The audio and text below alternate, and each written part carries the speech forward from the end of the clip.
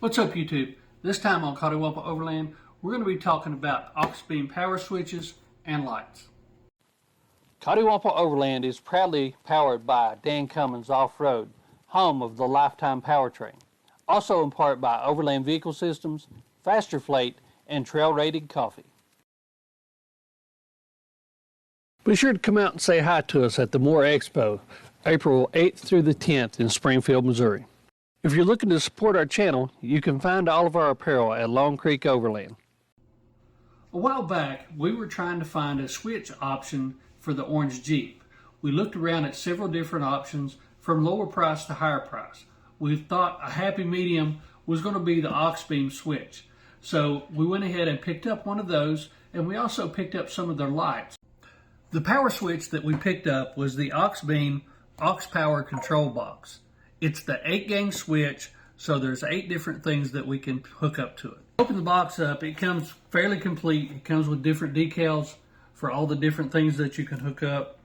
It comes with your panel. The cool thing about this panel is instead of having a bunch of wires coming to a bunch of different switches within the Jeep, I've got one wire that I'm going to have to run through the firewall to be able to use this switch panel.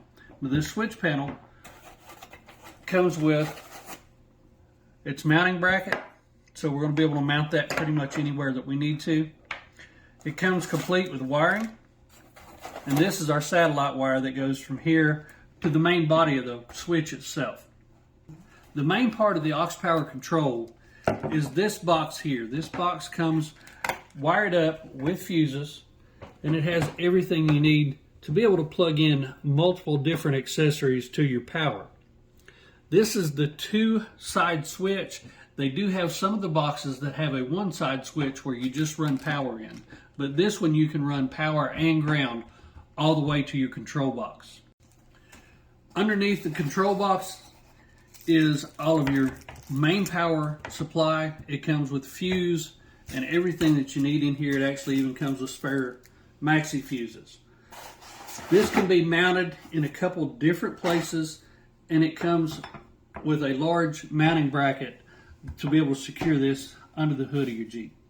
There are multiple different videos on this package on YouTube, so we're not going to make another install video. What we are going to do is we're going to go ahead and install it into the orange Jeep, and then after we get it installed, we'll show you how it's all installed and how it's set up and tell you what we think about it. While we were adding the power control, we decided to upgrade some of the lights on the orange Jeep. We decided to replace the ditch lights that we currently had to something that was a little bit more upgraded and hopefully a little bit brighter. What we decided to go with was a pair of Auxbeam's 3-inch lights. Now these lights they're pod lights, very similar to the ones we had, but they're a little more rounded. They look a little bit more modern. The other thing that I like about them is it has a clear lens here, but it also comes with a yellow. So if I decided that I wanted to change these and make them an amber light, then we could do that by just taking these 4 screws out and changing the lens out. Inside the box, in addition to the lights and the covers, you obviously get 2 lights. You get mounting brackets and all the hardware that you need to put them in. They even come with an Allen wrench. And then it comes with a complete wiring harness all the way up to including relays and a switch. Now, we're not going to use all of this whole switch. There's the switch.